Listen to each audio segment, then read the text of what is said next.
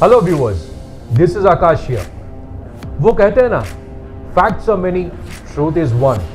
Practical training is something the entire world is looking forward to. Today I'm here to interview those people who are responsible for implementing practical training in this country, India, especially National Apprenticeship Training Scheme in India. Let's begin.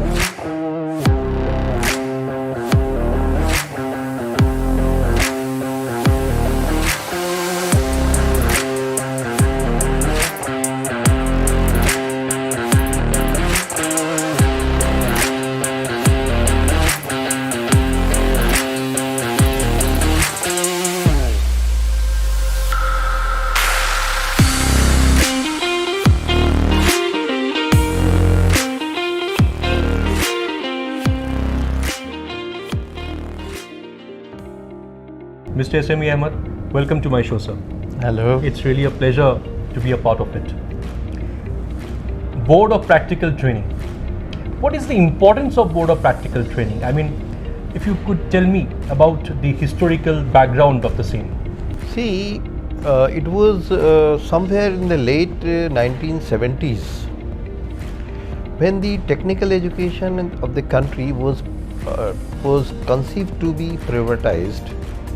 The then government of India, they wanted to have exponential growth in the technical education setup, and it was at that point of time the policy makers also rightly thought that once the privatization will happen, the number of produced from the engineering background and diploma background will increase manifold. And certainly there will be a time when the students who will be passing out from these institutions, they will be required hand-holding. Otherwise, they will become a major hurdles as far as the unemployment is concerned, and unemployment was at that point of time also thought of to increase exponentially.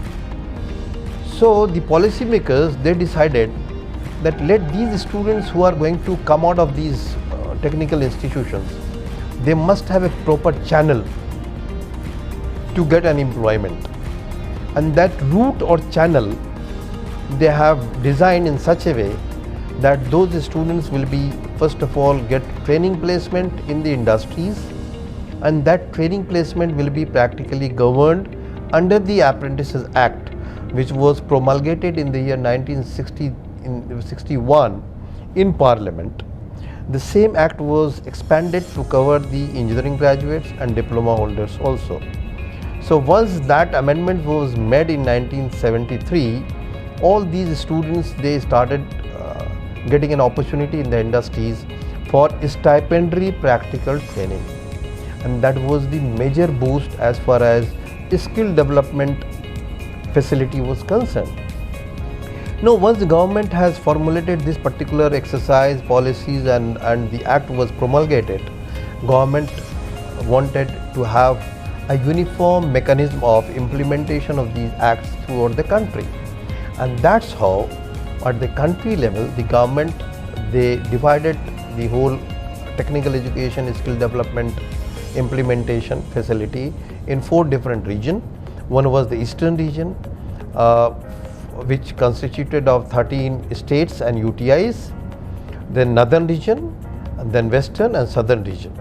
So on all these regions, for eastern region it is at Kolkata, for northern region it is at Kanpur, for western it is at Mumbai, and for the southern region at Chennai.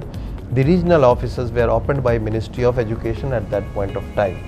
And this board of practical training happened to be the first of among these 4 boards which was registered under the Society of Registration and was opened on 27th of December 1969.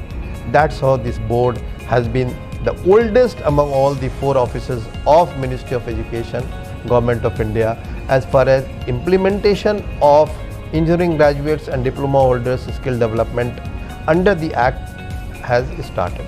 Right. So according to you, there are other boards also. So there are 4 boards in totality in the entire country. So the other regions, the boards are known as boards, that is Board of Apprentices Training. And Eastern region has got a different name called BOPT, that is Board of Practical Training. What is the difference? See, as far as the functionality is concerned, these the other 3 offices located at Kanpur, Mumbai and Chennai is same as that of located at Kolkata. It was only in the difference of the name that exists there, and that difference is basically because when the first board, that is Board of Practical Training, it went on to the society registrar for the purpose of registration, the name which was proposed to be registered was the same, that is the Board of Apprenticeship Training Eastern Region. But since the same name, with the same name, another organization of Government of West Bengal that existed and that was also registered under the society. So the society registrar, they refused to entertain for the registration of the organization with the same name, and that's how the Board of Apprenticeship Training Eastern Region was forced to change the name to Board of Practical Training Eastern Region, and then it got finally registered. So as such, except with the word apprenticeship and practical, the functionality wise all the 4 offices under Ministry of Education happens to be the same, and they are discharging the same functions. That's wonderful, sir. That's wonderful. In fact, I just wanted to know that as far as practical training is concerned, where does India stand? What is India's stand on practical training, sir? Well, see, in India, we all know that about 15 lakhs of graduate engineers and equal number of diploma engineers are passing out every year. So altogether 30 lakhs students, technical institutions, students passing out.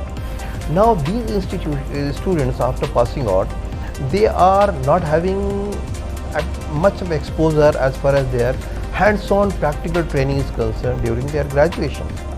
If we just see the scenario in the other countries, especially the European countries, there the education systems are very well sandwiched with the practical training. The academia and the industries, their linkage happens to be very perfect. But in Indian scenario, we don't have that type of linkage at all exist. So what is happening? That these 30 lakhs students, technical students, once they are passing out every year, they are not ready to be used for industries. So they require their skills to be sharpened.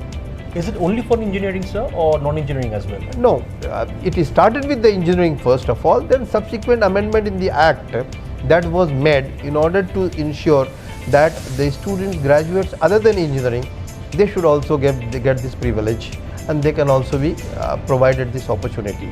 So that's how on date the engineering graduates as well as non-engineering both are equally covered as far as this development of skill is concerned, which is being governed by the Apprenticeship Act. That means every graduate can apply for this?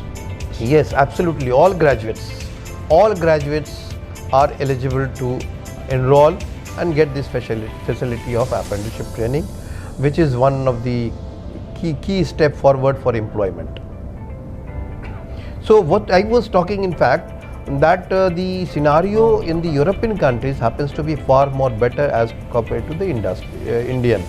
And in India, we talk about comparison to the European scenario, where in Germany the model, the best one, the apprenticeship model.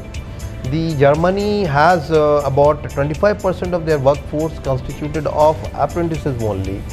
But in India, this number is very minuscule, and it is even less than 1% as far as the apprenticeship is concerned. So we are lacking well behind on these aspects.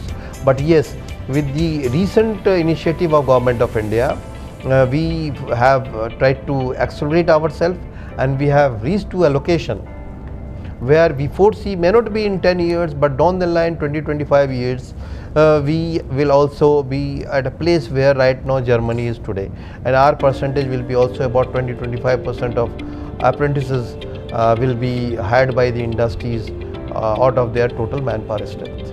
Right, sir. You have spoken on behalf of practical training.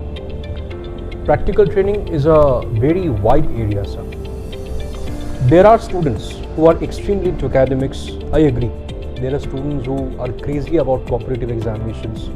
They are day and night extremely inclined towards pursuing academic excellence. But tell me one thing, sir, how practical training can contribute as far as employment generation is concerned? I mean, of course, practical training in some of the areas is already embedded in the syllabus. How solely practical training can contribute towards that specific topic of employment generation? If you kindly elaborate on this point. See, what is happening is, there was a time, maybe about 30-40 years back, when the industries, when they hire any kind of students, freshers, they had to spend a lot of resources, especially the financial resource, in order to convert that freshers into their potential employee. So the conversion of fresher students into their potential employee has got a lot of cost impact. So there was a time when the industries, they used to happily bear this particular conversion cost.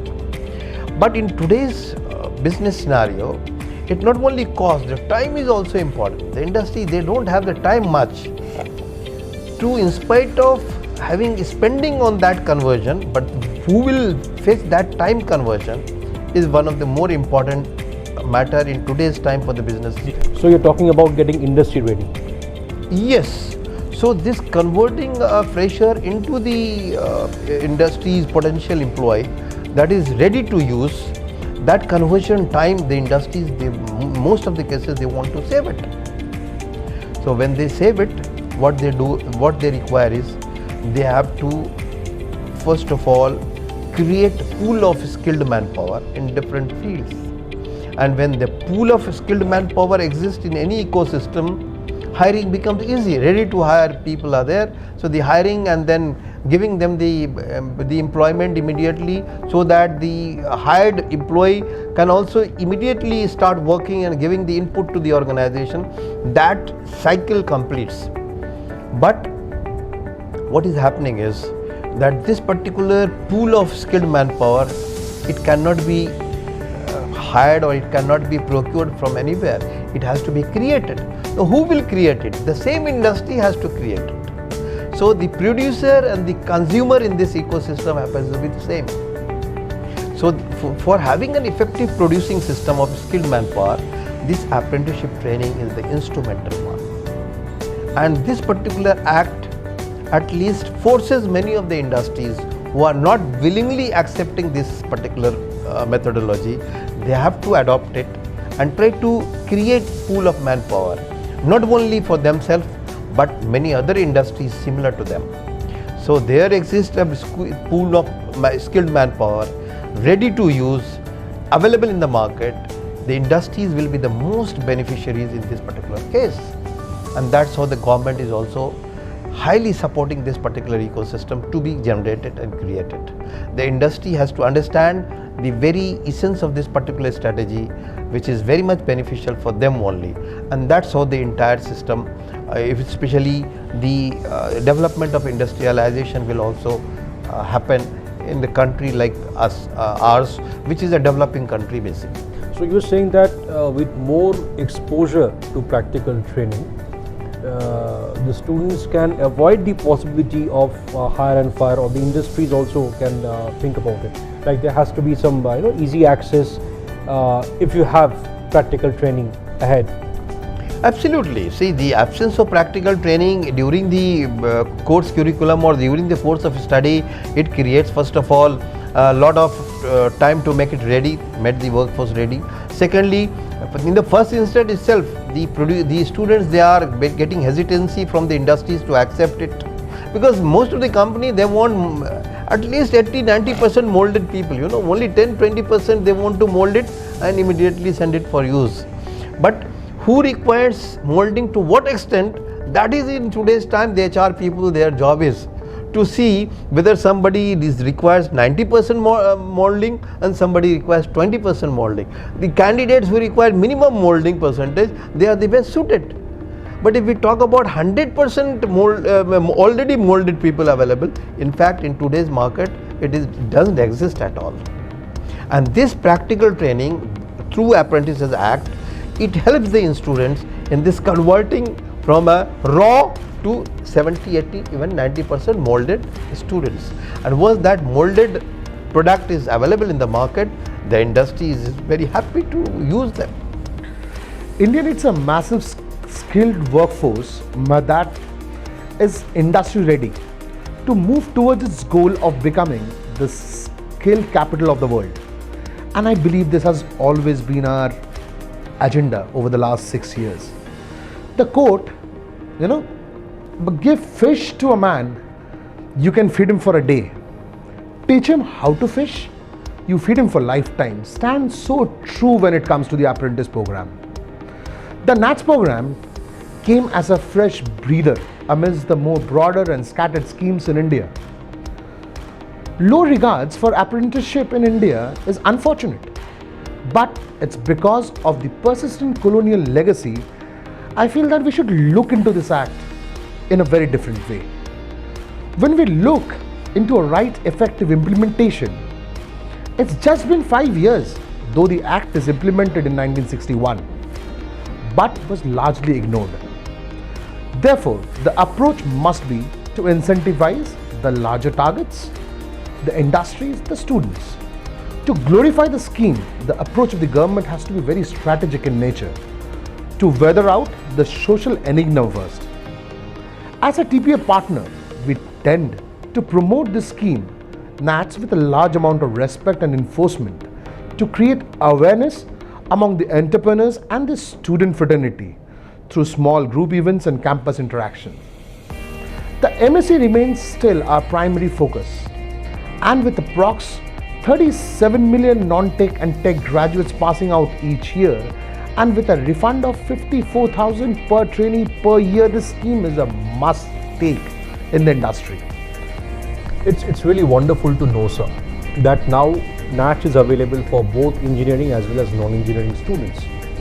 However, some of the students in our society, sir, they are of this notion, or rather I would say, preconceived notion that this sort of apprenticeship or so-called practical training is basically meant for the backbenchers. Do you agree with this statement, or do you really oppose it? Well, if you have to be specific, the man just sitting before you has also undergone apprenticeship training at one point of time. Oh, that's wonderful. So when I graduated from IIT Roorkee, I was hired by DCM Shriram Engineering Products, located at Ropar, where another IIT in today's time exists. It is in Punjab, and we were hired as an apprentice, and after 1 year completion of the apprenticeship training, we were absorbed by the same company. So apprenticeship is one of the feather in the cap. What I believe is, if we go beyond me, we find out lot of industries where there is a people at even MD and CEO level who happens to be at one point of time somewhere as an apprentice. See, apprentice is nothing but it is a golden opportunity provided to only lucky people. Let me tell you, provided only to the lucky people. Is it quote unquote? Yes. The apprenticeship is one of the golden opportunity comes to the luckiest of the students, whereby they also been paid to learn. Have you seen anywhere? Normally in today's time, when we want to learn something, we have to contact the institute and pay a fees for that. But look for the beauty of this particular system, where the students are getting financial remuneration for the learning that they are doing it. So it's one of the very unique of its type in the whole country. And that's how this becomes a golden opportunity been available only to the luckiest students. So your words, you said that this apprenticeship training is more looked into from the bank benchers perspective. I fully disagree with this, and I will say that this particular apprenticeship training scheme is been a golden opportunity that is provided to only luckiest of the students that happens to be there in any institution or in any ecosystem. Good to know, sir.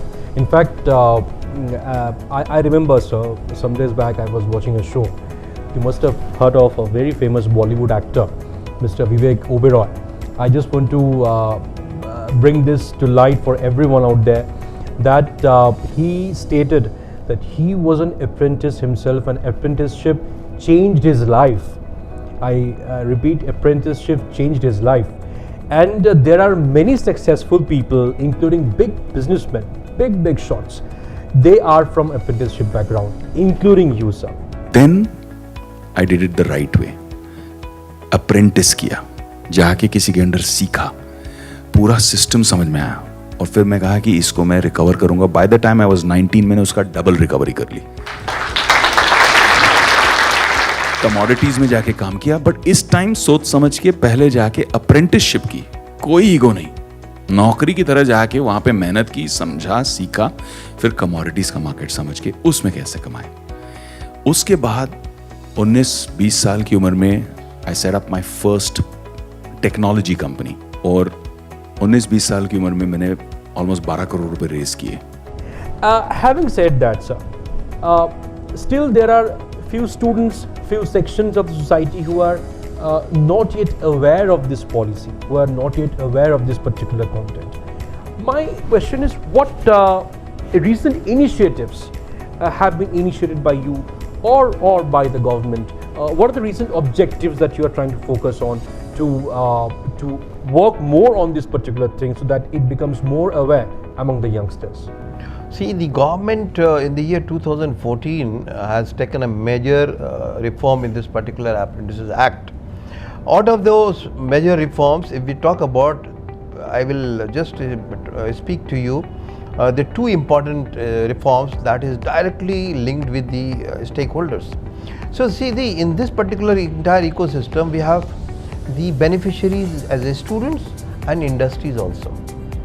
So both these important stakeholders, both are beneficiaries. Students are beneficiaries in terms of that they are going to get an employment after developing their skills, and industries are beneficiaries how they are going to get a right type of skilled people, which is very much needed in today's time of advanced technology, where the technology is changing very fast. So these are the two stakeholders, and both are very much beneficiaries in this scheme. Now, when we talk about the entire reforms process, the government in the year 2014 has made two entire reforms. One is it has expanded the coverage from not only graduate in engineering but graduate in any other discipline, general stream, starting from BA, BSc, BCom and what not. So BBA, BCA, you keep on speaking of different courses, all courses are covered under. So the government is focusing entirely on inclusive education. Yes, inclusive educations on caste, gender, branches, stream, so everything, nothing should be omitted out. The second biggest reform that was made is ease of doing business. The entire flow of the information that has been now transferred from manual to the digital, and with the digital intervention, the entire system has been reviewed many times to ensure that the flow process is so easy for all the stakeholders that it should not become any matter of hurdles as far as doing business is concerned. And when this government has taken up this initiative of doing business through digital platform, and with the simplification of the process, it has a very large scale effect on implementation with the industries. More and more industries are voluntarily coming forward, and they are joining through the digital platform, hiring people. हर साल digital India अभियान में नए आयाम जुड़े हैं, नई technology का समावेश हुआ है, आज के इस कार्यक्रम में जो नए प्लेटफॉर्म, नए प्रोग्राम लॉन्च हुए हैं, वो इसी श्रृंखला को आगे बढ़ा रहे हैं। See, in our country, many at times we see that at individual level we keep on doing something good. For example, skill development, I can tell you, there are organizations who have got their own skill development program. But the information sharing system has not probably or failed to reach to that particular organization to ensure that whatever they are doing it, somehow they are also as per the format of the Apprentices Act only, and let their data be also captured through the existing portal. So if all the data are correctly collated at a national level, whatever number we are talking right now, it must be at least 3 to 5 times more than the existing number. So the industries in this way, with the ease of doing business availability through digital platform, more and more industries are capturing their data, which earlier it was missing. So with both these two reforms, we have seen that the number has increased to about, when we have done it in 2014, to about 1.25 lakhs. We have got about 2.5 lakhs in the last financial year. So at least with the 2014 amendments, the entire number has doubled. So the output or the registration of the apprentices has increased twofold time. So it speaks about itself as far as the volume increase is concerned. Namaste. Myself is Vandana Maharaj Sharma, an independent researcher from the city of Joy, Kolkata. I have joined this NATS program because the program has been sponsored from the Ministry of Education from central government. This has been on a roll from a long time, and it promises lot of activities from now onwards and in coming years. So the concept of apprenticeship and practical training, are these same, or is there any difference? See, apprenticeship is basically a terminology that has been used for a practical training only. Practical training means a training which is not primarily table chair training. It has not been conducted in the classroom. Practical training means hands-on training, on-job training, where the job is getting performed. The same definition is carried in the apprenticeship also. Apprenticeship training is a formal word, it has been coined from the word that existed about more than 100 years before, when the concept of guru and shishya existed at that point of time. Right. In any profession. Let me talk about dance master. So the dance master used to hire apprentices, where the shishya used to be called apprentices, and the guru was the dancer. They were the employers. Guru Shishya Sampark. So in all type of profession, starting from the craftsmen also, the carpenters. They were having, one carpenter used to have 4 to 5 apprentices who were the learners as far as crafting the wood is concerned. So it was across all the professions where the apprentices used to be hired at that point of time.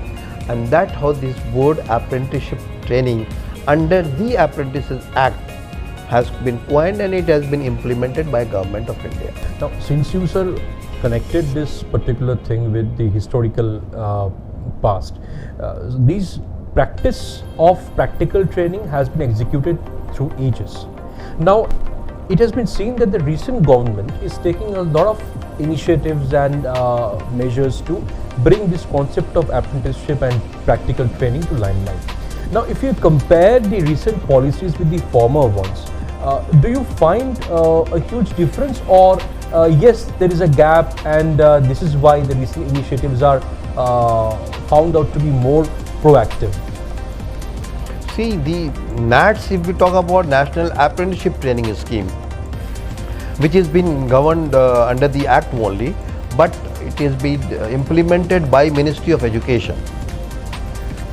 This NATS is for the graduate engineers and above, and non-engineering graduates and above, and then diploma engineers. So invariably it is up to any students who are acquiring degree more than class 12. in general and engineering trades. For diploma, as far as the engineering trades is concerned. So this NATS has picked up a momentum after the amendment in the year 2014, and then thereafter the subsequent amendments in the terms of increasing stipend to the apprentices, payable to the apprentices. So in the year we have got, in the year 2019, we have got the last amendment where the 9,000 rupees for graduates apprentices and 8,000 for technician, that is diploma apprentices, has been revised and make it to that level. This is very appreciating as far as the stipend is concerned. So the layers are of 9,000, 8,000. Yes. That's wonderful. And this amount of stipend is the minimum amount that government has fixed up, where the industries are already free to pay anything more than this. And most of the cases the industries are paying beyond this, 12,000, 14,000 are the amount. So a person who is being given a golden opportunity to hone their skill, learn the practical skill, and side to side they are being paid an handsome amount of 12,000 or more in terms of stipend. What else we can think of in a country like us? So the government can't do anything better than this that can happen to the young generation of this country. And I think that the youngsters of this, or youth of this country, must look into the potential of this entire scheme and try to take advantage out of it, and must come forward and join immediately. This is free, there is no registration charges as far as the joining this scheme is concerned. So they must come and enroll. I have been discharging roles and responsibility of Head of Administration, Finance and Accounts for more than 7 years.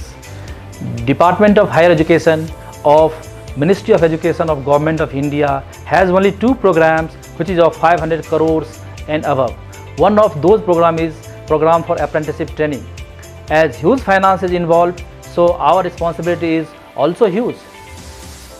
Our prime responsibility is to reimburse stipendary claims to establishments participating in NATS scheme throughout the 13 states of Eastern region, including Andaman and Nicobar Islands. Program for apprenticeship training through NATS will remain available for next 5 years, that is up to 31st March 2026. A huge financial outlay, that is 3,054 crores is involved in this program. So everybody can participate in this program who are willing to enhance their employability, who are willing to enhance their skill. We have got a very young and dynamic team to process the stipend claims. I need only 15 days. Within 15 days, claim is reimbursed if there is no technical fault. To generate and process the stipendary claims, we have got 2 dedicated portals. One is www.mhrdnets.gov.in for engineering and diploma holders. Another is our regional portals for non-engineering graduates. It is hassle-free, automated, and all claims are processed in no time. So it's we have wonderful mechanism to process the claim through the PFMS, and we use Treasury single account to process the claims as per guidelines of the Government of India. Our Honorable Prime Minister Shri Narendra Bhai Modi and Education Minister Shri Dharmendra Pradhan ji has given priority to National Program for Apprenticeship Training. So it's absolutely free of cost. Absolutely free of cost. This is the only single scheme where the students are being rather paid by the Government of India and the industry in the first instance, and then as a subsidy by Government of India. So there is a zero investment, only income, in addition to the facility for developing skills. In fact, our Honorable Prime Minister Narendra Modi ji has always focused on the statement of Sabka Saath Sabka Vikas. I am of the view, sir, if at all the central government has done something outstanding till date, National Education Policy 2020, that is NEP 2020, is one of them. हर देश अपनी शिक्षा व्यवस्था को अपनी national values के साथ जोड़ते हुए अपने नेशनल गोल्स के अनुसार रिफॉर्म्स करते हुए आगे बढ़ता है। मकसद ये होता है कि देश का एजुकेशन सिस्टम अपनी वर्तमान और आने वाली पीढ़ियों को फ्यूचर रेडी रखे, फ्यूचर रेडी करे। भारत की नेशनल एजुकेशन पॉलिसी, राष्ट्रीय शिक्षा नीति का आधार भी यही सोच है। राष्ट्रीय शिक्षा नीति 21वीं सदी के भारत की नए भारत की फाउंडेशन तैयार करने वाली है। It's a wonderful concept, something that brings multidisciplinary education into limelight, something that shifts professor-centric education to student-centric education, something that focuses on practical training. I mean, the world has appreciated this educational policy.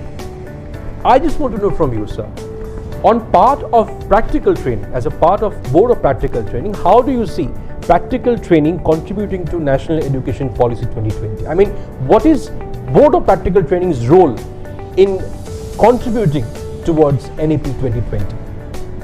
See, the practical training can happens at different level of our education system. If we talk about students learning the skills during the course of their studies, which is also nothing but a part of practical training. But the word that has been coined for such training is called internship. And then practical training being inculcated or being learnt or being acquired by students after completion of their degrees, then such practical training acquiring we call it as apprenticeship.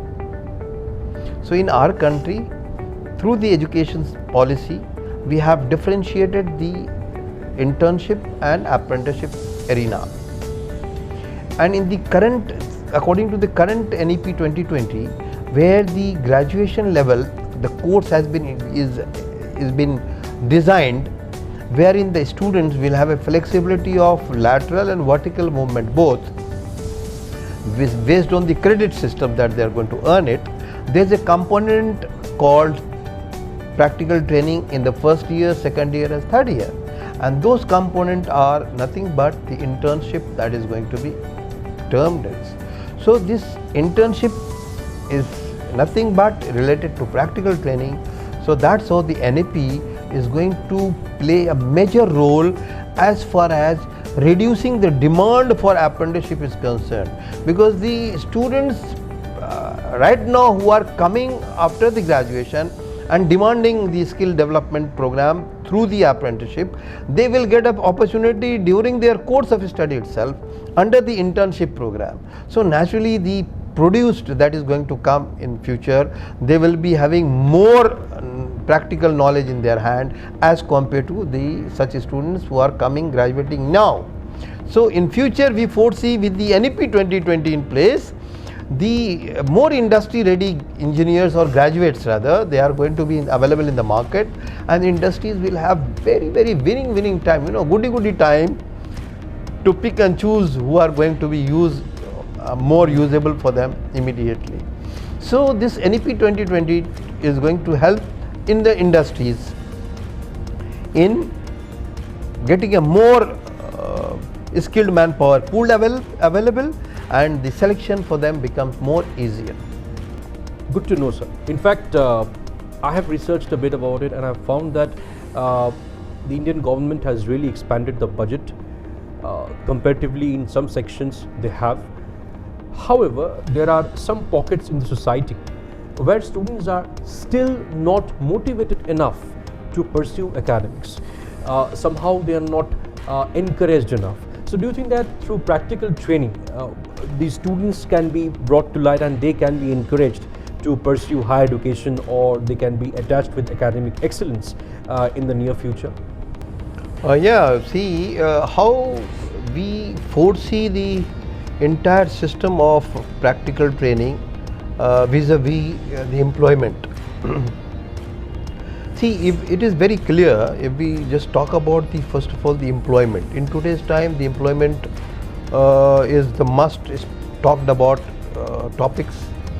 The reason is the unemployment rate has grown to about more than 10 or so, and it is certainly a matter of biggest concern for the youths. But how we can reduce this unemployment? If we have this particular concern, it will be very easier to analyze and see that there already exists a certain vacancy in the private organizations in addition to the government. Now, why these vacancies are not getting filled up? One of the basic reason is simple, that these corporates, they are not finding correct staff fitting to that requirement. Has that particular requirement been fulfilled, available?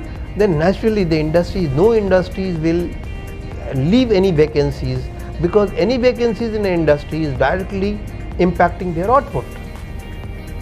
So why this vacancy exists? The reason is that there is a lack of potential or proper skilled manpower fitting into that requirement.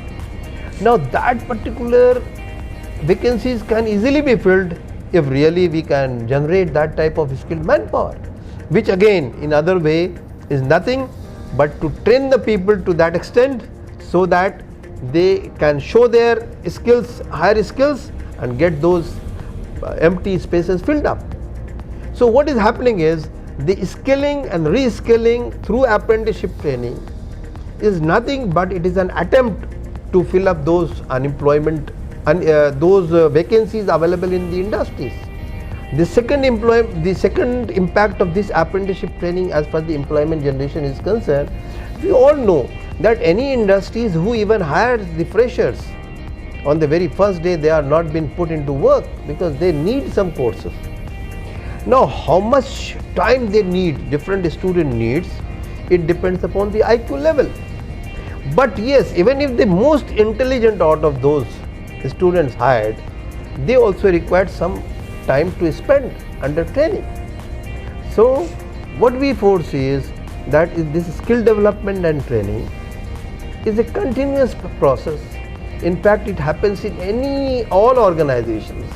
What we are asking those industries is to get their training part covered under the Apprentices Act.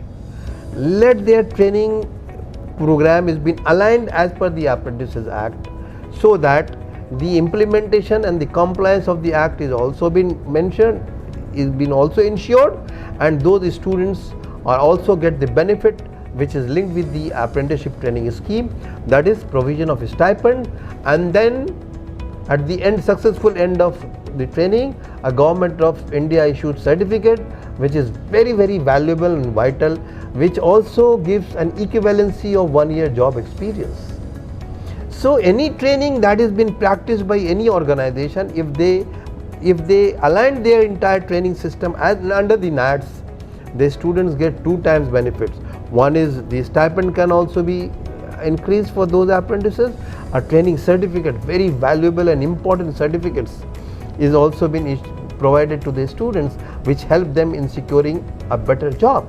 And what industry get is, one is apart from the compliance, they are getting a Government of India's support, financial support in terms of reimbursement of a stipend, and third but not the least is they are going to create pool of skilled manpower, which is a future requirement for them only.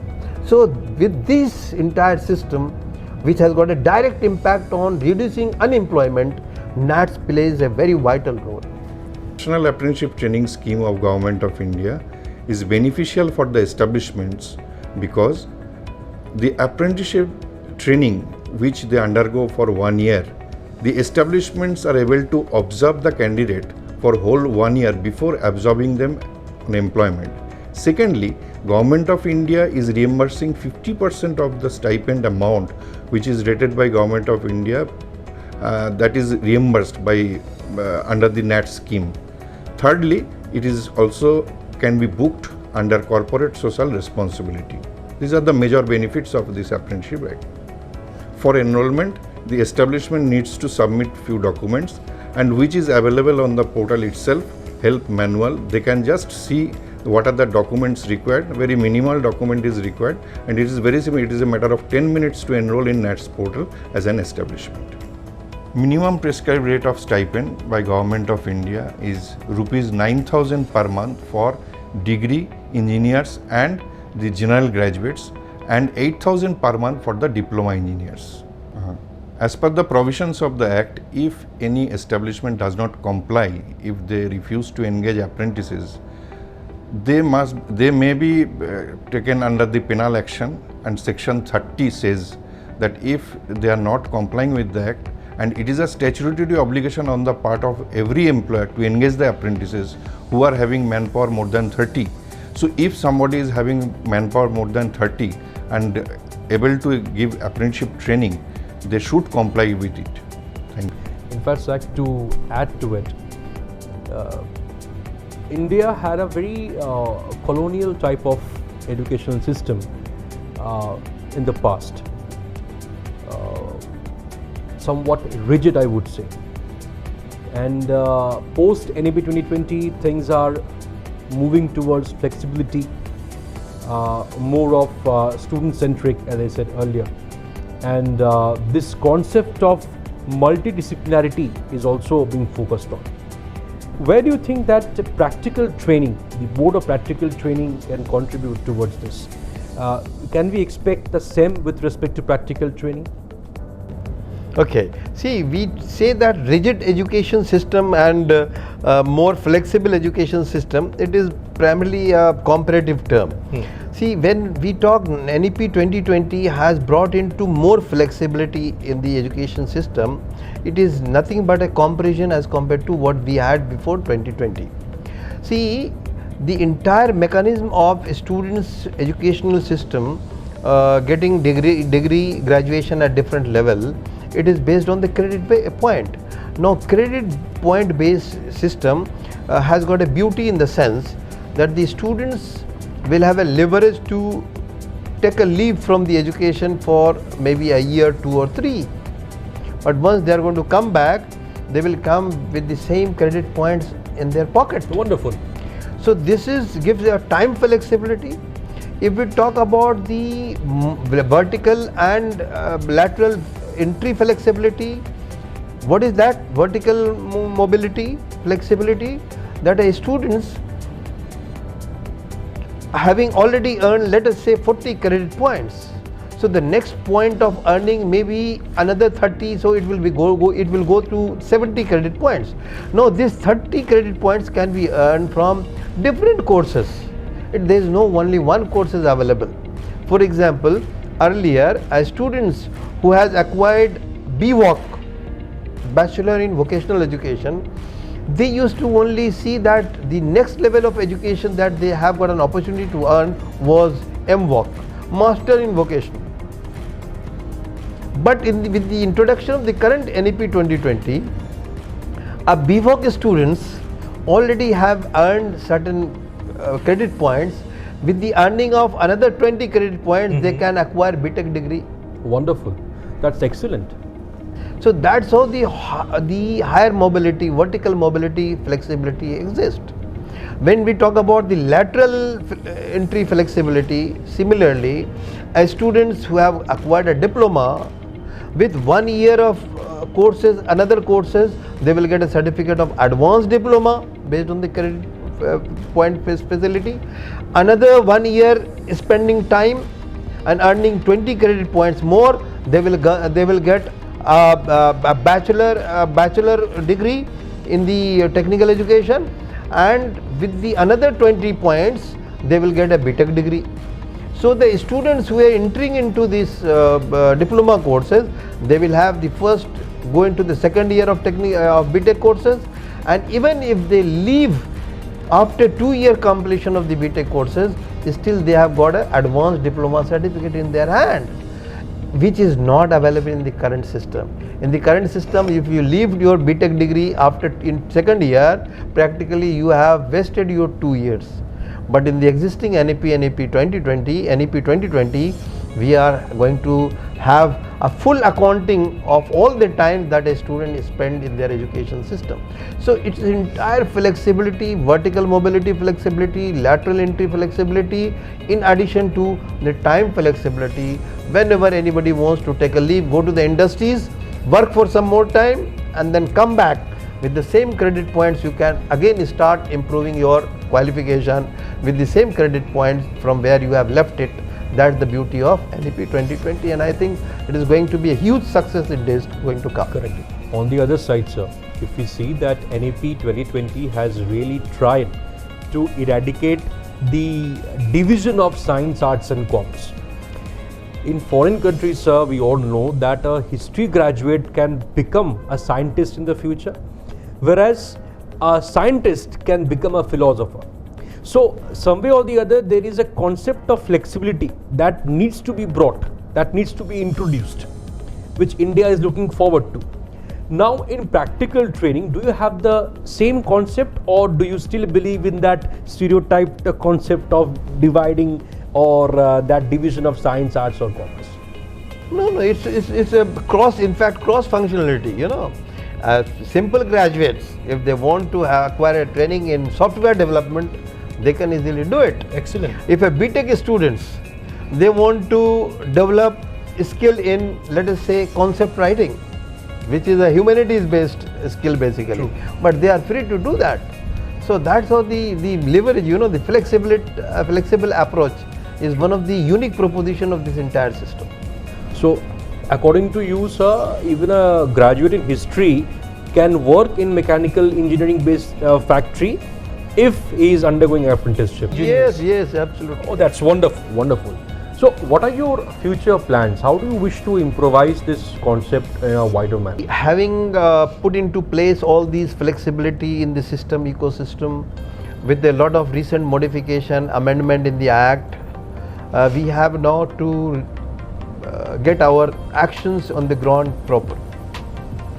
So, Ministry of Education, we have in the recent year and the year going to come, especially 2021-26, this block of 5 years, we have made our target of training of about 10 lakh of apprentices. And with the 10 lakhs apprentices in place, 7 lakhs employment generation we have targeted ourselves, for which the Indian government has, central government has already allocated 3,500 crores of fund for the 5 years. And this particular massive target we are going to achieve with a lot of people, organizations, similar organizations working for the skill development to tie up their hands together to come and join with BOPT. BOPT has tried to expand its reach to all the stakeholders by hiring people, the officer on special duties we have, and then we have also augmented the services of third party as a TPA, third party aggregator. We called it as a NATS aggregator. So, a big basket ahead. What are the challenges that you face? I mean, of course, it's a wonderful policy, it's a wonderful thing to go ahead with, but there must be some sort of obstacle coming in your way. What are those? See, the challenges, the biggest challenge is the one which constitutes the maximum portion of the challenge, if you can say, is that the mindset of the students and their guardians. See, the students, they will say that I will be more interested to take an appointment letter without any remuneration. Rather, they feel a little depressed when they are asked to take apprenticeship program with a system of stipend in place. And this particular mindset amongst the students has to be corrected, and especially by their guardians only. See, the guardians can only maintain the pocket expenses of their wards till a certain time, not throughout their life. Because these youngsters are young, they are getting about 40-45 years future ahead, and their guardians are already completing their life cycle. So the guardian must understand this, that by encouraging students not to join apprenticeship, rather try to only sit at home and go for an employment maybe of a less money or an employment of maybe a very unskilled sectors is not at all good for the society as well as that individual also. As a guardian, as a responsible guardian and as a responsible citizen of this country, all parents, I am urging through your media that they must understand and push their wards once their education qualification completes to go for acquiring skills, and to acquire high skills and better skills. The National Apprenticeship Training Scheme NATS is one of the best and golden opportunity available, where there is a system of earning while learning as well as it provides a major gateway for the employment. So the responsibility of the guardian at this level is huge, and they must counsel their students, their son, their wards to join NATS and get the benefit out of it. And also, as you said, that it is for the luckiest students to have. Yes, NATS is only been available to the luckiest students. So any suggestion for the governments? First, I would like to know from you, any suggestion for the central government? No, being a part of the central government, we keep on providing the ground reality as a feedback to the government, and government subsequently also keep on improvising their policies, taking into consideration all those feedback. So that is a continuous mechanism. Right now, based on our feedback only, so much amendment and changes has been made into. Excellent. But with all these amendments made into and objective in place, now we have to get our work or the actions rightly performed in the ground, and see that the benefit of all these simplification, modification being done in recent past by the government, the effect of that is reflected in terms of meeting the objectives. Now, coming into the aspect of state governments, sir, since you are belonging to Eastern region, specifically in Kolkata, which belongs to West Bengal, do you think that state governments are equally motivated to implement NATS as central government is? See, as we all know that the government lookout as far as the scheme is concerned are different for different states based on which parties are in place in that states. But I will not go into that particular troublesome area. Rather, what I foresee is that as a responsible officer of the central government, my duty is to reach to all the state governments with the clarity of the objective of the scheme, and to place before them all those slides and points which are facts and which are going to be helpful for none other than their state's students only. And see, there are states who responds very well and they try to take a full advantage out of it, and at the same time there are certain states whose responses are not good enough in spite of our approach to them. So the output from there as part of their low response happens to be many a times not very encouraging. Through this National Apprenticeship Training Scheme, the students' fraternity will be getting more opportunities and benefits, like this is a 1-year on-job training. It's a complete OJT. Through this apprenticeship training, the students will be getting the industrial exposure, as well as after the completion of this 1 year of training, they will be getting one certificate of proficiency which will be issued by Government of India, and during this 12 months of training they will be getting some stipend money, that is for graduate apprentices it is rupees 9,000 per month, and for diploma and technician apprentices it is rupees 8,000 per month. So I will appeal to all the students that they should come forward and participate in this National Apprenticeship Training Scheme, which is being implemented by Government of India. Institutions are one of the main stakeholder of National Apprenticeship Training Scheme, NATS, which is one of the flagship program of Government of India. And further, institutions have so many benefits once they registered under the NATS, and some of them are as follows. 1. Bridging the gap between the classroom learning and the real world work, and second, the students get the opportunity to enhance their skills irrespective of their passed out percentage and division. Third one, and enhanced soft skills capacity of institutions to match the establishment's requirement, and improved brand image and due to the better placement of their students. Fourth one, and improved brand image due to better placement of their students. And fifth one, feedback on competency requirement of the establishments. And institutions have roles and responsibilities in this regard, and institutions has to assure their registration in the NATS portal and ensure that their students are enrolled in the NATS portal, and ensure their website is linked with web portal www.mhrdnats.gov.in and website of Board of Practical Training Eastern Region www.boptr.gov.in. And institutions have to nominate nodal officer to coordinate with all the stakeholders, students, establishments and Board of Practical Training Eastern Region. And institutions has to conduct apprenticeship day every year to create awareness among the students, and institutions has to come forward and to create information among the students about the NATS. Considering your statements, I fully agree with you that this concept of practical training will definitely contribute to increasing gross enrollment ratio in India. That's a fact. But is this practical training only meant for producing job seekers, or this training can also produce, or rather I would say give birth to job givers? I mean, can both the aspects be covered through it? See, the entrepreneurship development concept is as far as there, that's also fitting very much with the NATS initiative. How it is?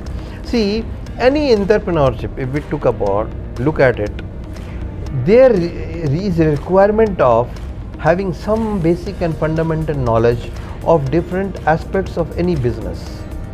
If we look up, for example, a small education business, in education business, if we break the entire business module into a small area at a macro level, not micro level, we can foresee that there is a one called admission cell. So there is admission cell is the one of the part of that institute which only takes care of admission of the students. Second is the academics, which takes care of the running educational system coverage in the students that have taken the admission. Third is the placement area. Now those who are already going to graduate and complete their studies, what they are going to do after that. So an institution, if we look at the institution as a business model, we know that there is a macro component. So a successful person, while they plan to open up an institution, educational institution, they must have a knowledge of these macro component. Then only they understand that what is the need, what type of the people they are needed into different organization in order to make this business model successful.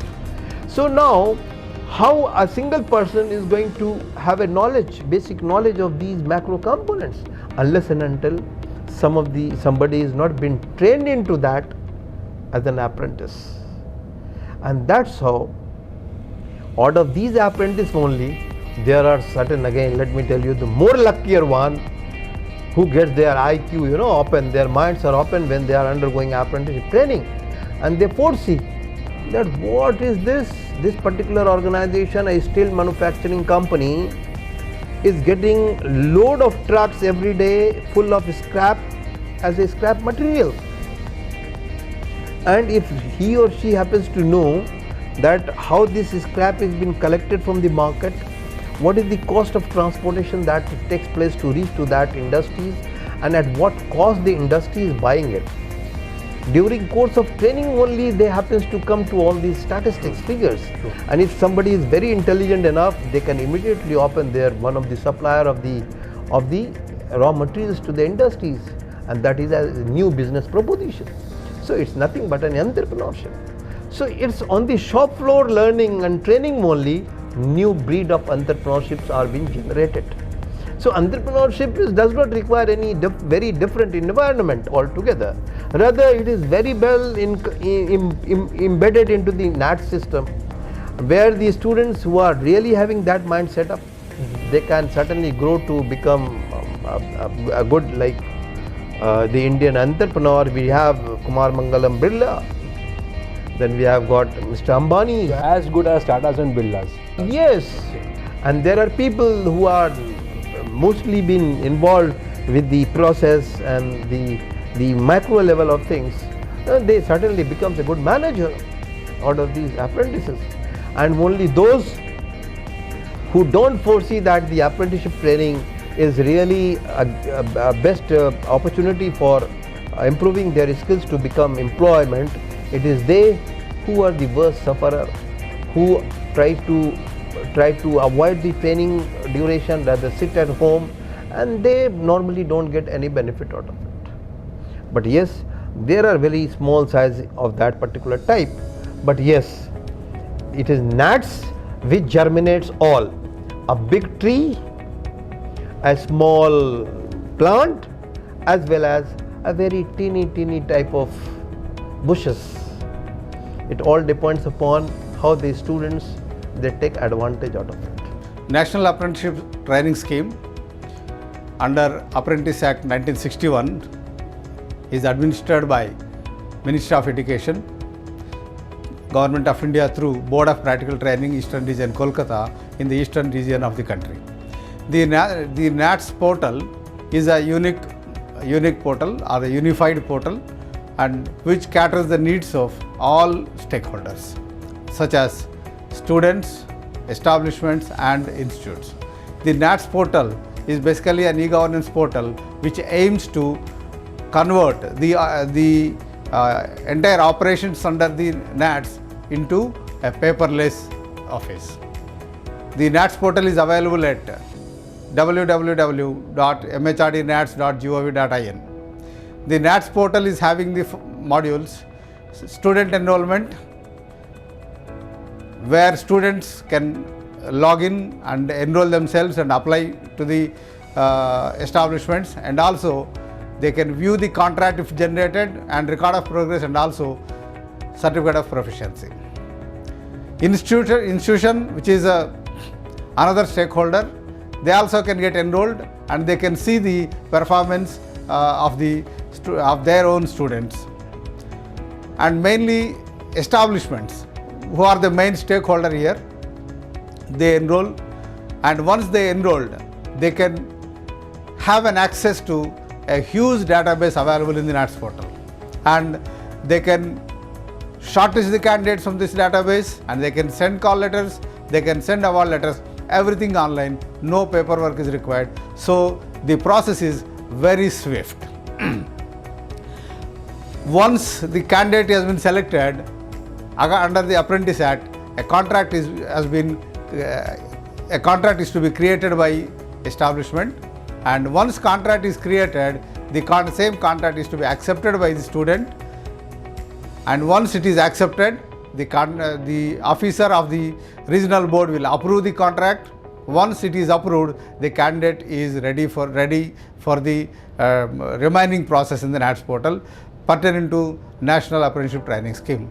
Now, once contract is approved, after 3 months of training, the record of progress is to be entered. The record of progress is to be entered on quarterly basis, total for 4 quarters. Once 4 quarters are completed, a training completion report will get automatically generated. And once the training is completed, the COP will be initiated by the establishment, and on approval of the concerned officer, it will get digitally signed by the Director Regional Board and issued to the student, and the same will be available in the login of the concerned apprentice. And this particular NATS portal, the other part of the monitoring, like the stipend reimbursement process, is also completely automatized. Now, establishment can create the stipend claim bills, and also the regional board will process the stipend online, and the disbursement will be taken place once it is processed. So this is, I can say, the NATS portal is now fully online and it has reached to the paperless office. And also this particular NATS portal is having various dashboards for various stakeholders for their information. And Board of Practical Training Eastern Region is also available on different social media platforms like Facebook, YouTube, Twitter, Instagram and LinkedIn. Try to utilize the facilities available in the portal and complete the and join the skill development of. Wonderfully explained. In fact, you have other boards too in the country. How is Board of Practical Training exclusive in that way? Yes. See, as a director of Board of Practical Training, we have, in spite of the similarity with the all other boards, what we can have a difference. And we all know that the difference between any brothers or any twins, that makes somebody very special. So although having the same business among the 4 boards, Board of Practical Training Eastern Region, I being a director of that organization, has tried to develop some USPs for us. And what are those? We have got a very strong organization's communication mechanism available. We have got far more better improved reporting system available.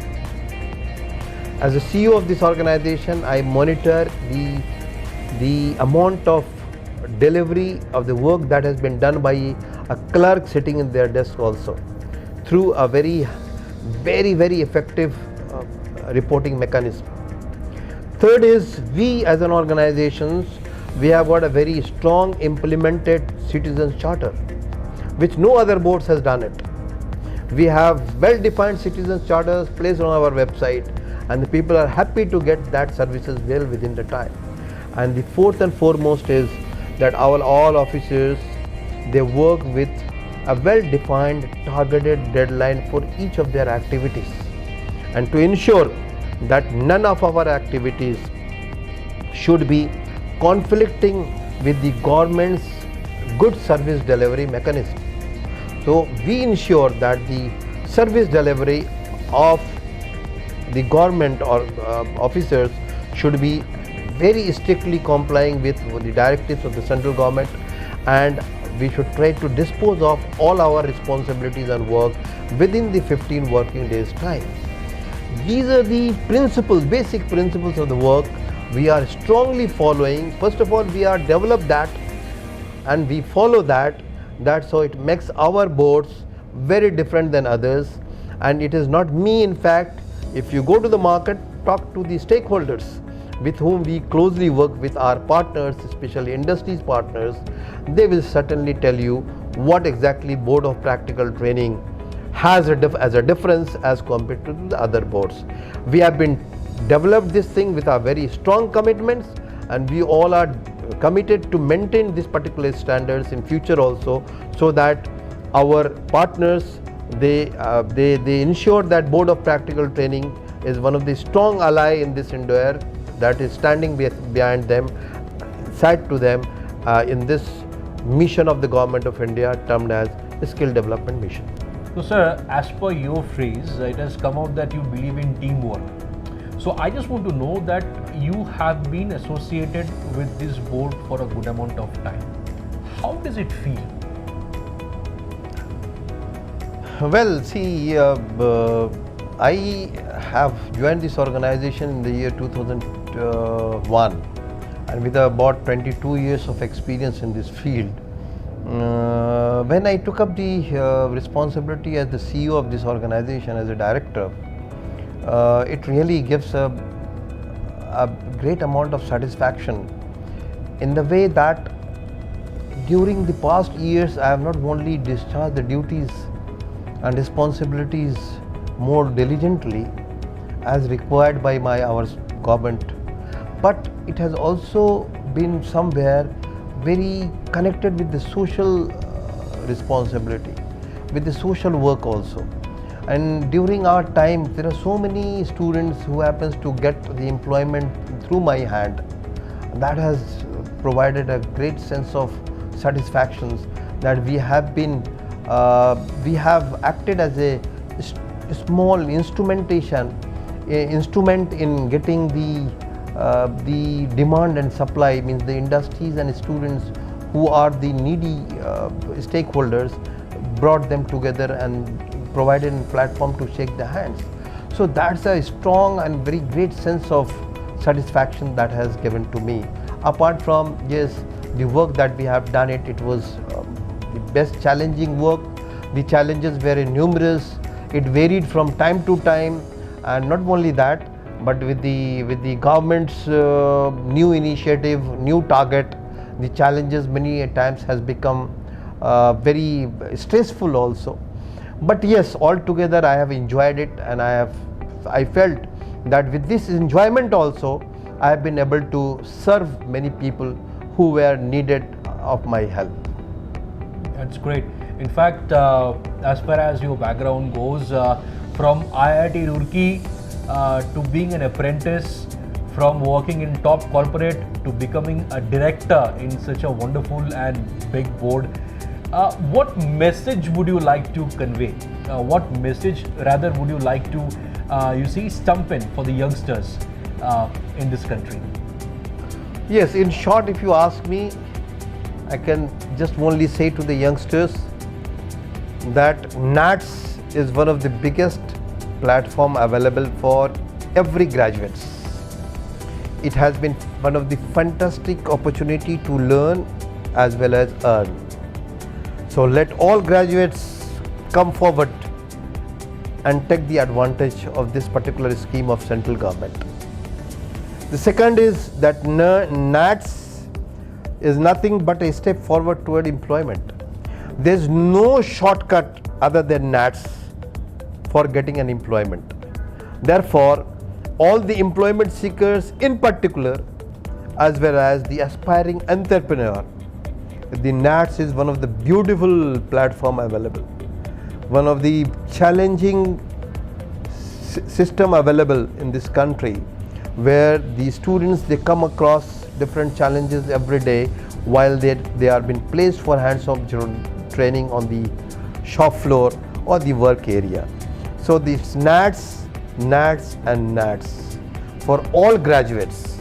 Let's join hand together, come forward, hone our skill, don't blame the system only, improve yourself and ourselves to snatch the employment in our fair and become a successful employee or a successful entrepreneur. With this single message, or request to all youths to come forward, it's NATS, whose certificate is going to benefit you not less than anything. It's a central government of India certificates equivalent to 1 year job training. So it's all win, win and win. So with a win-win situation, thank you so much, sir, for joining this show, and thank you so much for taking your time. Thank you, Mr. Akash. Ahmed. Thank you. Thank you, sir. Thank you.